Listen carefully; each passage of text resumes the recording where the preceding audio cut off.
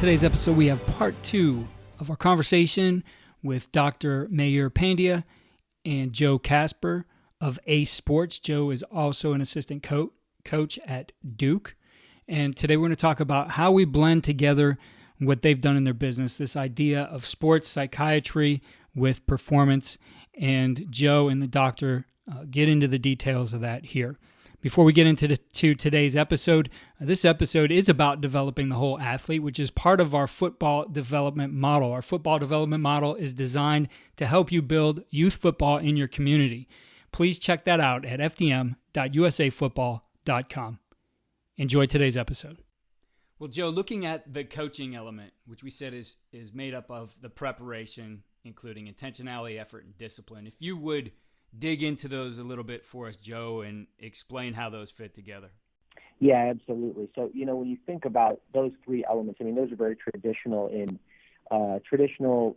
you were to ask any coach, for example, critical cornerstones to their philosophy, you would find maybe explicitly written or under the surface an identification of intentionality, effort, and discipline. Intentionality to me is about, and to us at ACE is really about an awareness, right? We want to be particular with what we are doing. We want to be sure we're doing the elements of what we're doing drives us towards a purpose. And, what we don't want to do is it goes back to kind of the old John Wooden saying of activity does not equal achievement, right? We want to be intentional with what we're doing. We want to be particular and detailed in what we're doing so that we know that we're striving towards something. We're not just doing stuff to do stuff. So there has to be a reasoning behind it, if you will, a why, in a sense. And I think that is a critical piece. And the player has to understand that. The coach has to understand that. The administrator has to understand it. Anyone that is trying to be as energy pie aware as possible has to have a clear understanding of why they're doing something. They can't be engaging in activity just to engage in activity. And I think the next level element to it, or the level of depth that we add to it in our teaching at ACE is an understanding that intentionality applies to everything. And you've heard me reference it in the last time we got a chance to chat. You've heard me reference it a little bit in this session, really being aware of how everything has to be intentional. And when you think about it in a traditional sense of like in nutrition, right? The high-performance athletes we deal with have an immense amount of investment in their nutrition habits. And they're very intentional with what they put in their body. Nothing gets put in their body without a reason. So when you think about that and apply that thought process on a larger scale, it's nothing gets watched on TV without a reason. Nothing gets read without a reason. Nothing gets consumed from a social media standpoint without a reason. If you're willing to go to that level of detail in your intentionality, you will optimize your pie. And like we've always said, the pie is relative to each and every person. So you've got to kind of gauge your audience and gauge yourself. And, through reflection and awareness, you can get a sense of that. The second element, effort, effort is a given in many sense. In many of the instances, effort has to be a given, right?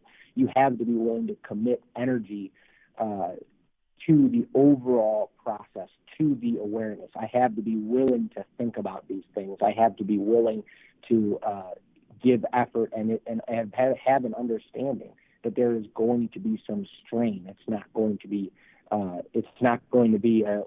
easy process in every sense of the word. So we have to foster effort in a sense of putting that effort and channeling that effort towards an awareness, and then discipline. And the discipline element is really an understanding of what's right and what's wrong at the ground level, which again, you would find that in every coaching handbook, I think, in America, no matter the sport, right?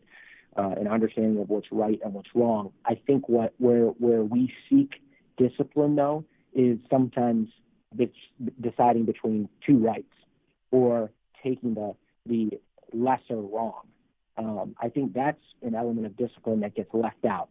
And that's an element that we try and emphasize, is figuring out what's more right, what's less wrong, what can we do to optimize a situation, and how can we, through our energy pie awareness, optimize those situations. That to me is really the overarching piece to how energy pie differentiates from a discipline standpoint, because everybody has an understanding of what's right and what's wrong, at its core, and it's easy to teach those elements. That's the bare minimum. What we want to do is take it to that next level of optimizing those choices. And that's where you're really talking about energy pie discipline, when you're talking about really optimizing the choices and decisions that you make, mindful of and aware of your overarching pie, overarching energy consumption process and what that looks like.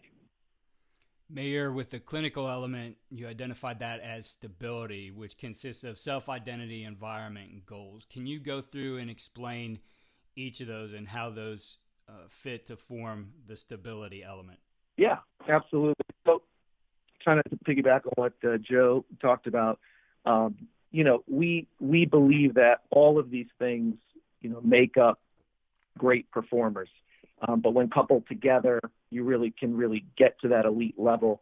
So from a quote unquote clinical standpoint, and when we talk about stability, we're talking about psychological stability, right? Psychological awareness of the things that are going to impact your psychological state. This isn't necessarily emotional stability, because we know that there are plenty of great performers and elite performers who struggle with mental health issues, but once they step on the field or on the court, they actually can channel a lot of their emotional difficulties in very productive ways. So when we talk about psychological stability, we're talking about an understanding and an awareness of who they are and kind of how they feel about things that are important to them. And so when we talk, number one, about self-identity, we're talking about an understanding of who you are, right? Who are you as a person? Do you identify yourself primarily and solely as an athlete? Do you also, think that of yourself as a husband or a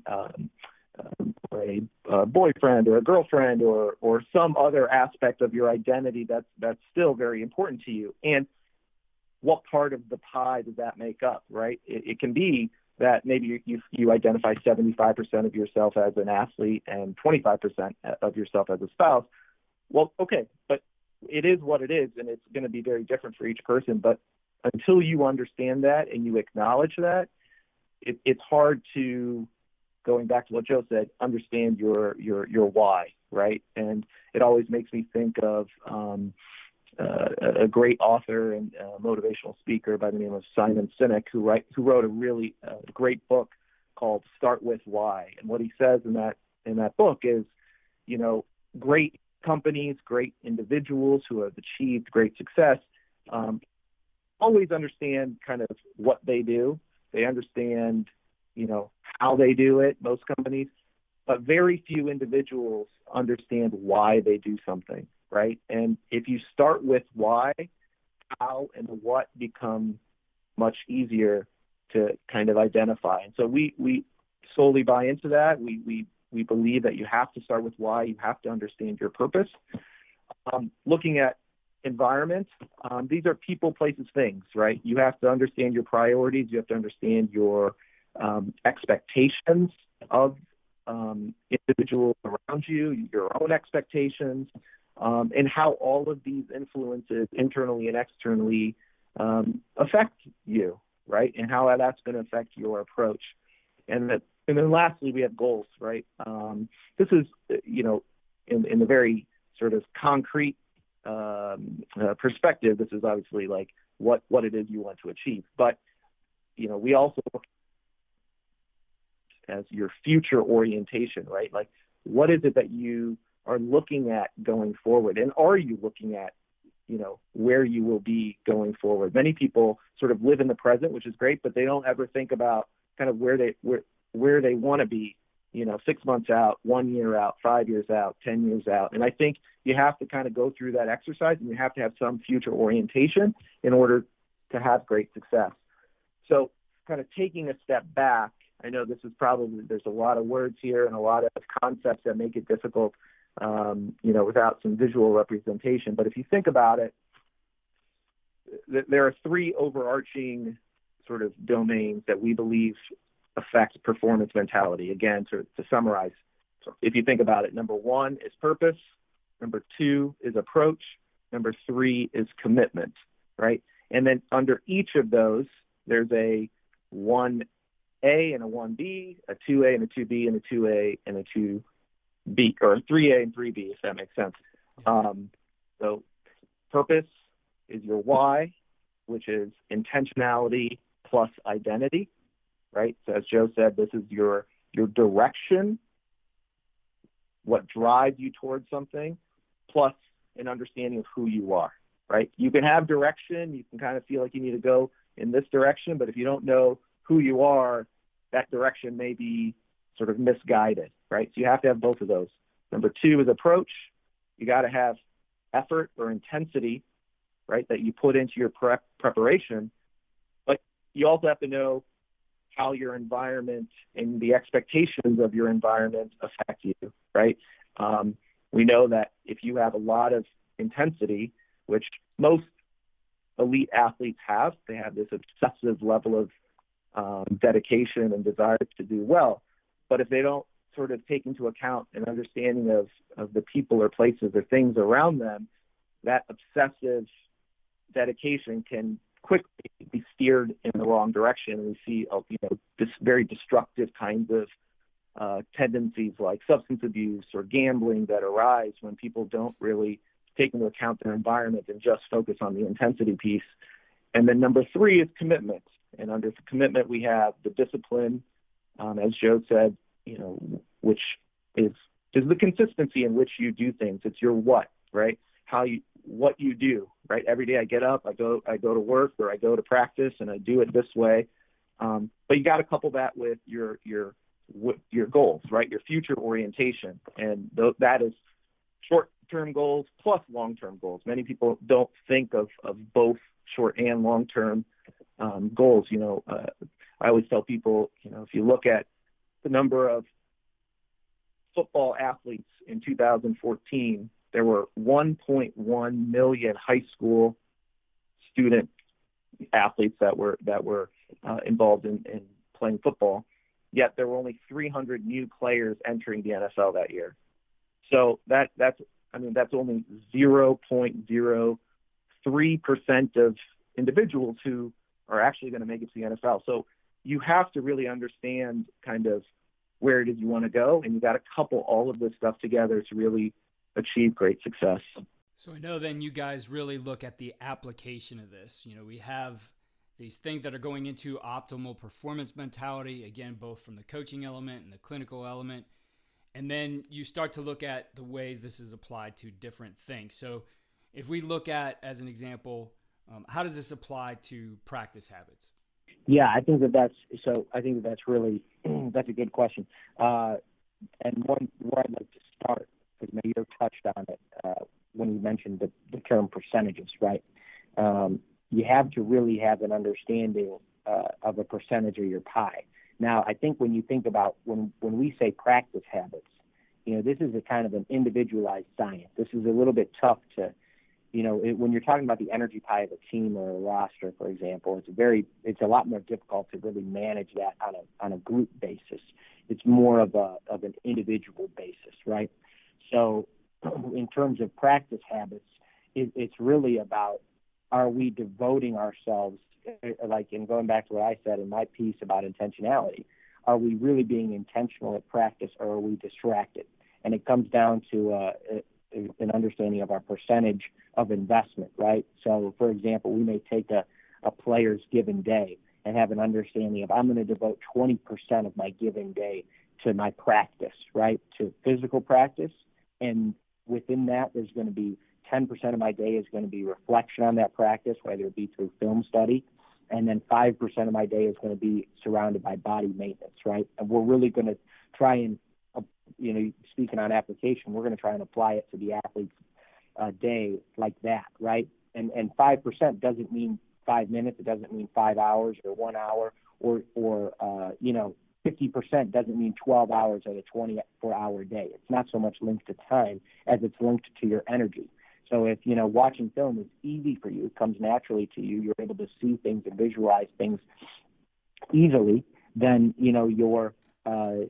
you may be devoting 20% of your energy to film watching, and that may be too much, in terms of your energy investment, right? You may be able to understand what you're looking at and only need to invest 10 to 15% of your energy. So in terms of applicability, I think what's important is, you have to shape an individualized plan for each of the athletes, right? And as it references directly to practice habits in a traditional coaching sense, it has to come back to how are we optimizing our practice, pre-practice, post-practice, during practice. How are we optimizing our intentionality within that on a player-to-player basis? And, what does each position require from its own individual energy pie?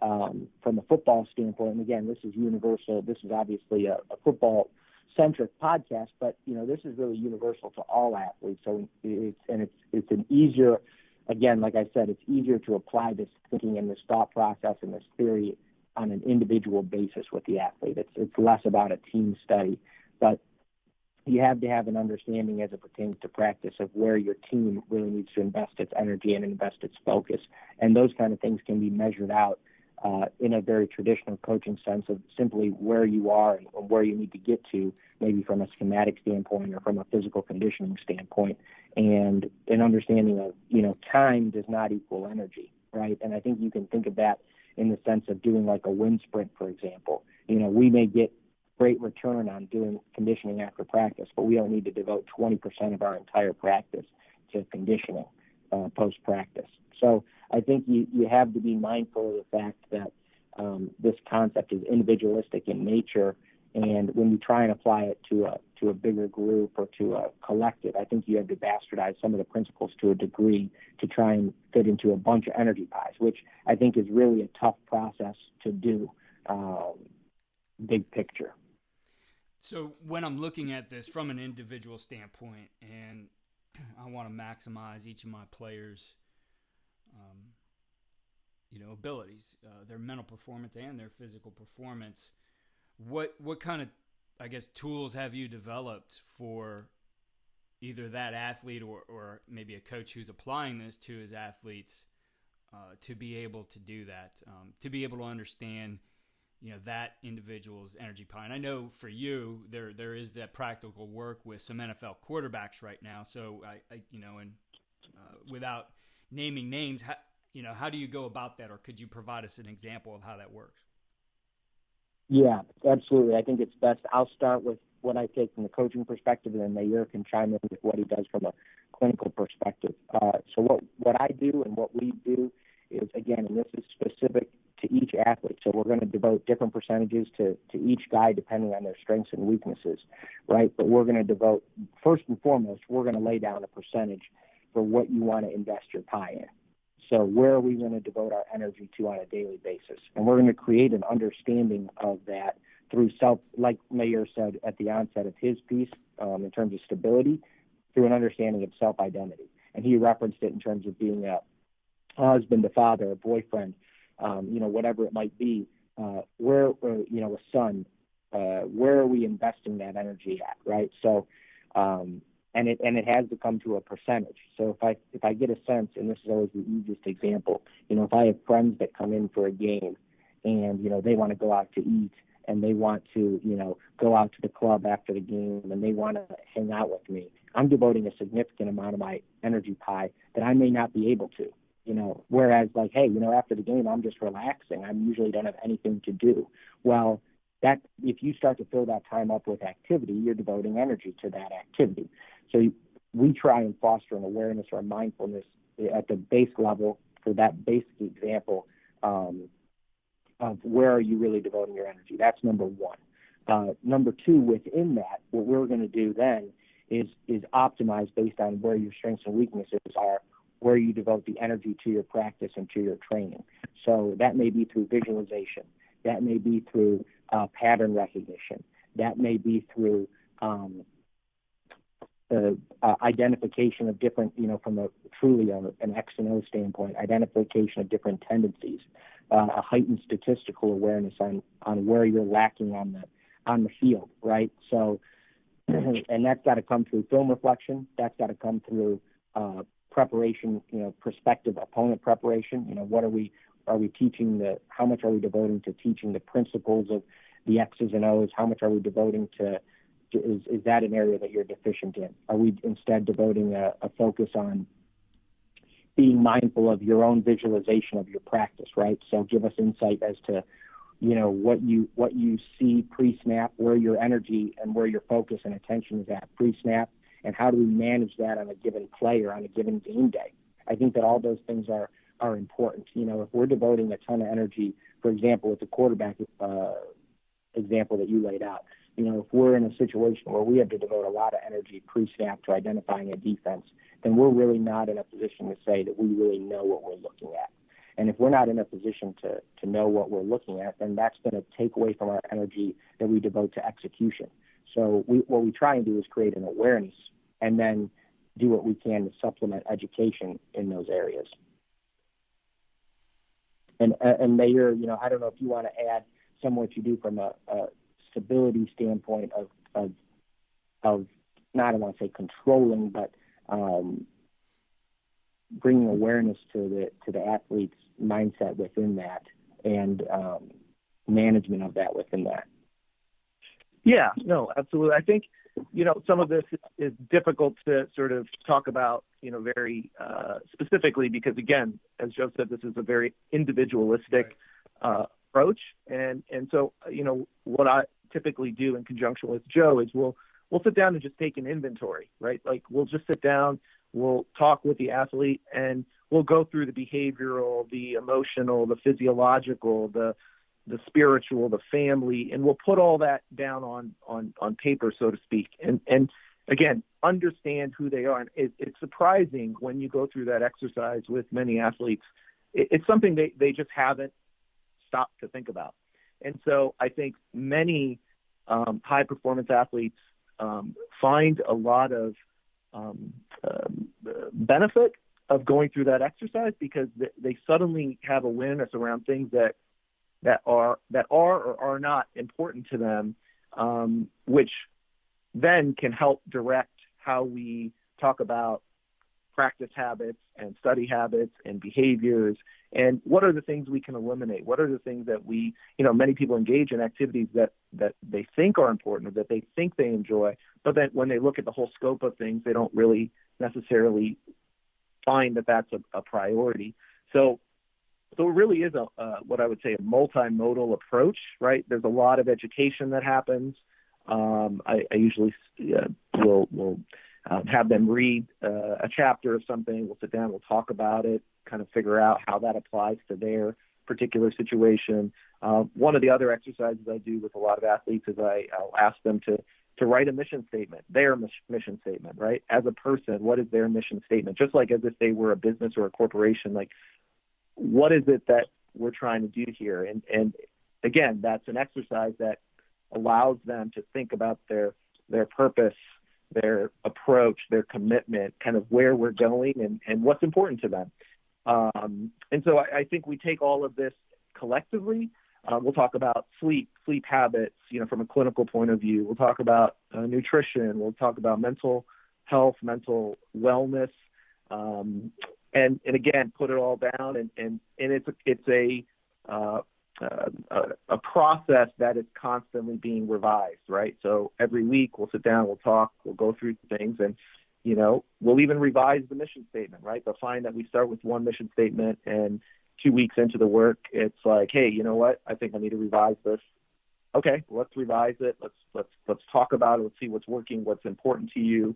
And your mission statement at one point in your life can be very different than it is 6 months later or a year later. And so again, all of this is sort of about awareness and understanding of who you are as a person. I always use the analogy, if you're thinking of the energy pie, all the stuff we've talked about, in terms of the coaching elements and the preparation and the clinical elements and the psychological stability, those are all slices of the pie. The stuff we're talking about now is the crust, right? Like what makes up the crust, the foundation of how we're going to achieve, maximal preparation or psychological stability. Because if you don't address the crust, it doesn't matter. The slice is not going to be very stable, regardless of how you break it up. And I think, Keith, just to piggyback off of what Doc just said, it's and I'm trying to think of it as it pertains specifically to your audience that has a devoted football interest to the quarterback position and what we've been able to do in that realm. For us, it what Mayur's talking about and what I'm referencing in terms of pattern recognition, visualization, a lot of those things, and the inventory that we're talking about taking really at the ground level, the establishing of goals and objectives, those things are universal to all athletes, right? And then we try and whittle down from that ways to enhance the technical and tactical understanding for the athlete. So whether it be through looking at pictures or X's and O's and things like that, those are activities that we engage in paralleling, as it pertains to the quarterback position, paralleling to what you might have with a tutor for a classroom. And as it pertains to all athletes in general, just getting down those foundational pieces and simplifying the thought process for the athlete allows them to bring about a great deal of clarity and focus. And again, it declutters their mind. It refines and defines their pie in such a sense that they're free in a sense to then be able to really dive into the technical and tactical side of their craft. And by diving into it like that, by clearing that space for them, now what you've been able to do is optimize performance in a sense. And that's the goal of every single thing. I think the difference in what we do with quarterbacks is we do get specific in terms of some of our technical and tactical teaching and ways to benefit that position specifically because of my background. But the principles, the overarching themes, really are universal. Could apply to a swimmer, could apply to a golfer, and we've worked with athletes in those realms as well. And we'll devote the same amount of attention to those goals, objectives, and taking that inventory, attaching those percentages to those same kind of athletes. All right, we've touched on a lot of these things as I'm looking at G, and I'm a couple of things. One, I would, and I'll cut this out when I'm talking about it, I would kind of like to talk about meditation practice.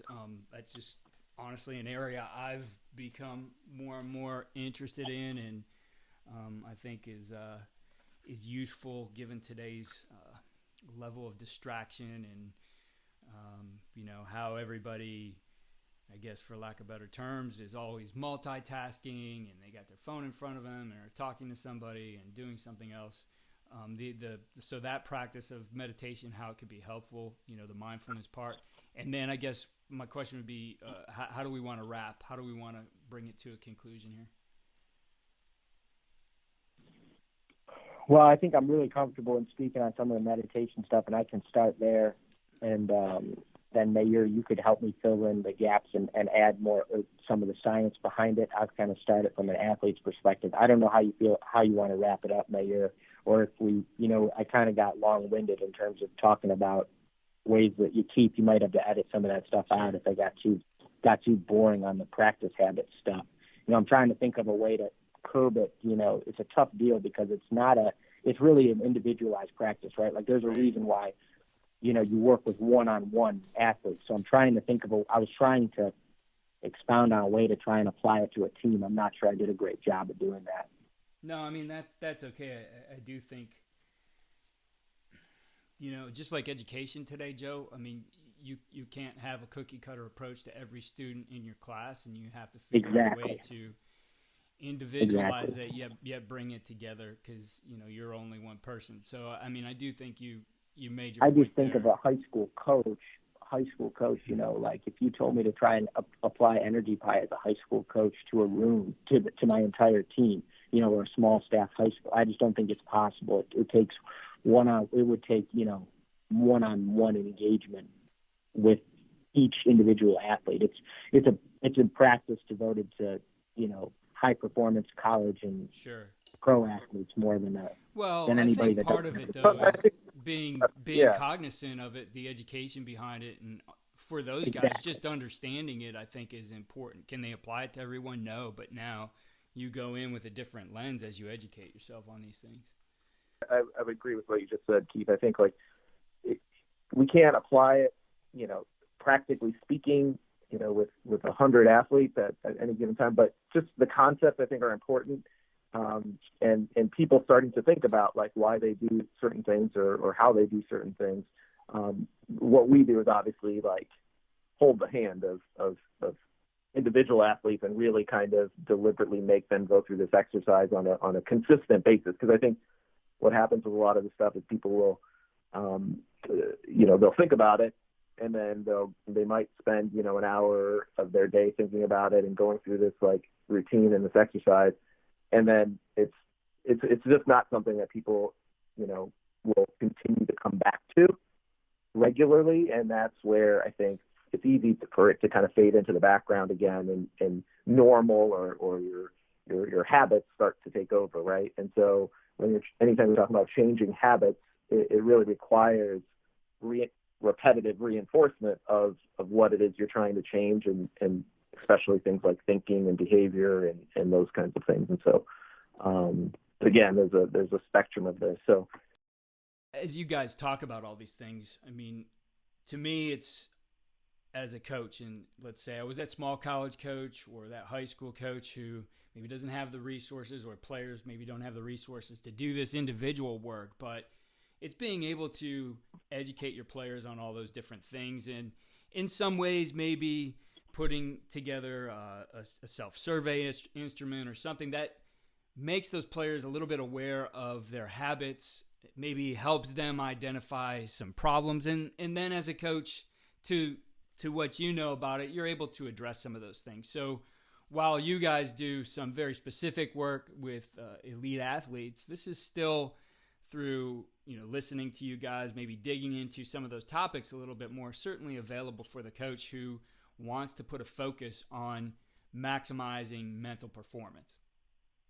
No, I would agree wholeheartedly with you, Keith. I think they're the high school athletes. I think are. I mean, you have to start somewhere, and I think that although our program is designed to work with individual athletes on a intensive or semi-intensive basis, I think there are a lot of overarching principles here that I think many coaches and others in your audience that are listening that I think can take away from this and apply them to their team. They may not have the time to dedicate, working with every single individual in a very sort of deep way and getting to what I would say the crust of the person, but I think, understanding who people are and teaching your student athletes and your players about, thinking about purpose, thinking about approach, thinking about commitment, I think is critical to success. I know one of the things you guys do, and it really has become something I've been interested in and working on, is meditation practice, this idea of really working on mindfulness. And there's obviously so many things that can gain your attention right now, and as you guys talk about, take from your energy pie. So being able to understand how that meditation practice works, I think, can be useful not only to the athlete, but to a coach, or really any professional, anybody who has to put their focus on something to be able to be successful. If you would share, your thoughts on how meditation really works and can be beneficial to the athlete and to the coach.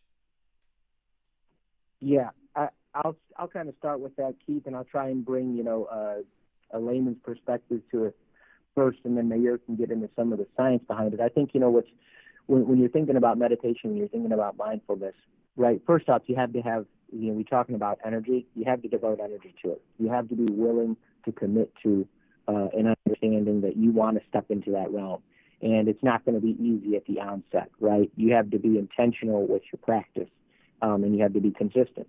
And it really isn't all that different than a lot of the principles we're talking about in terms of it takes effort, it takes discipline. You have to identify, how much time can I devote to it, et cetera, because you are going to have to invest in it. As it pertains to me and my practice, and really what I try and educate our guys on as a coach, but also educate our guys on with ACE, is, really, you have to do an intentional job of clearing your mind. And we're so obsessed today with the constant buzzing of a cell phone, the ding of a Twitter alert or an Instagram post. You have to be intentionally clearing your mind without distraction. And, the essence of the practice, we could get into body positioning, we could get into breathing and that, and maybe Mayur will touch on some of that. But from an athlete's perspective, I think the toughest thing, from just a young person today's perspective, I think the toughest thing that guys need to start with is an understanding of, hey, I want to think about nothing. I want to let go of what I've been thinking about. I want to let go of the distraction of what's my schedule look like today. Let go of the distraction of what do I have a test today? Do I have practice today? What does the install look like? What is the workout going to consist of? What did my girlfriend do last night? You have to let go of those thoughts, and you have to intentionally let go of those thoughts and go to a place where you are calm. And calm is relative. I think it's easier. It's much easier to sit here and talk about it and say it than it is to actually get there. But you have to intentionally empty your mind. And the thought process behind doing that is you create, eventually, as you get better at your practice, you create a place that is without distraction and without bias and without feelings of pressure or emotion. You've eliminated those emotional elements, and you've created a space for your mind to go to where it can be pure again. And when you practice consistently and develop your practice intentionally, you can utilize that as an athlete then to return to that space in high pressure moments, to return to that space in when you're in a slump as a hitter, return to that space after you've thrown 2 interceptions. And by returning to that space, you can reset yourself in a sense. And by resetting yourself, what you're able to do is kind of hit the pause button on everything that's happened before, hit the pause button on everything that might happen in the future, and then come to a place where we're absent of those things, absent of emotion, absent of outcome, and we can reset our focus purely on the process of what we're trying to accomplish. But what you have to realize is that you have to practice getting to that space, and it's not easy. We talk all the time about athletes being in a zone or being on fire. It's some of that, not all of that, but some of that is a byproduct of being able to eliminate distraction and eliminate pressure, eliminate emotion, and allow your mental space to truly be clear so that your body can execute the tasks that it knows what to do, knows how to do at the highest degree of performance possible. Mayur, from your standpoint, anything to add to what Joe had to say? Yeah, I think that whenever we talk about or hear the words, mindfulness or meditation, these are very, as I think Joe said in your last podcast, very, very sexy sort of terms to talk about right now. I always, and it can be a very abstract sort of thing for people to sort of wrap their heads around, especially in the current climate we live in where there is so much stimulation. It's hard for people to pause as meditation requires. So when I talk to athletes, there are really 5 things that I try to stress about meditation.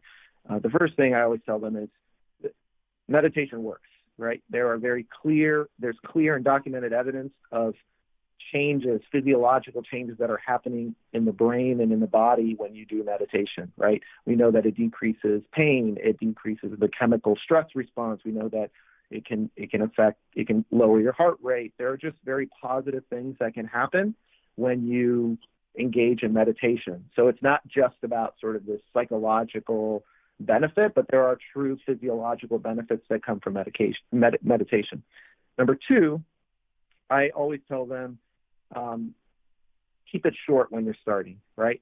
Don't try to sit down and do meditation for 10 minutes or 20 minutes when you're first getting started, because I find that, after a minute or two, it's hard to sit there for 10 minutes and not move or not think about other things, right? So keep it short. And even if it's just a minute or two, I think you're more likely to build on that than you are to, because if you try 5 or 10 minutes, I know when I first started doing meditation, 5 minutes seemed like an eternity. Number 3, I tell people, Joe talked about, getting to a place, of sort of a empty mind. There is a place you want to get to eventually if you continue to practice good meditation and consistent meditation. But in the beginning, there's going to be a lot of what I call noise, right? There's going to be all kinds of thoughts that run in and out of your head when you're trying to just sit there. Don't force it, right? Don't force trying to get rid of thoughts in your head. I think there's a lot of value and a lot of benefit to listening to the noise, right? Because we are so distracted and we live in such a busy world, there are all kinds of thoughts that come in and out of our heads that we don't pay any attention to, right? That I think have significance. And so in the beginning, when you're getting started, just embrace the thoughts, right? Just tune into what you're thinking about, right? Because a lot of times that can be very enlightening. Number 3, try to be consistent, right? Again, don't strive to do it every day right off the bat. Otherwise, you're going to feel like you've failed, right? Start off, say, hey, I'm going to try this once a week, or I'm going to try this, start out, I'm just going to do this twice a week for 2 minutes at a time, and then it'll be easier to build on. So the consistency is important. And then lastly, I tell everybody when I talk about meditation, there are all kinds of apps and programs to do meditation out there, guided meditation. And not one is the best one for everybody, right? So you have to what I tell people is just explore, see what's out there, download a couple meditation apps, and go through it, right? And because some of them are going to have a male voice, some of them are going to have a female voice, some you're going to like the cadence of the voice, some you're not. And if you don't explore that and you wait till you're distressed or you're stressed or you're in a crisis and then you're trying to find, how meditation can work for you, it becomes very difficult to implement at that point. So the best time to implement it is when you're feeling relatively calm, relatively, stress-free, and just start exploring and download some things and you'll find that some, you just can't stand the voice if you're doing guided meditation. And if, which again will kind of help go through the breathing and some of the things that you want to incorporate when you're doing meditation. But that's a good place to start. So those are really the 5 things that I tell people every time we talk about meditation. Well, guys, I know this was a lengthy podcast, but I think there's a lot of valuable information here, and especially for those coaches who are interested in how do you become elite and looking at some of the different things they need to study. So I appreciate what you guys are doing and how you've really found a synergy between, the psychiatry and the performance that you put together in Ace Sports. And I appreciate you guys taking time to share it with us here. No, thanks, Keith. I really appreciate the invitation and being able to talk about this today. Thank you very much, Keith. I appreciate it. Always a pleasure to get a chance to chat to you. Thank you again for listening to the Coaching Coordinator Podcast. Please, if you are enjoying the podcast, head over to iTunes or Spotify and click 5-star for rate. If you have a minute, write a review. It really helps the podcast. Check out our new home for the Coaching Coordinator Podcast. That's at coachandcoordinator.com. And follow me on Twitter at Coach K. Grabowski.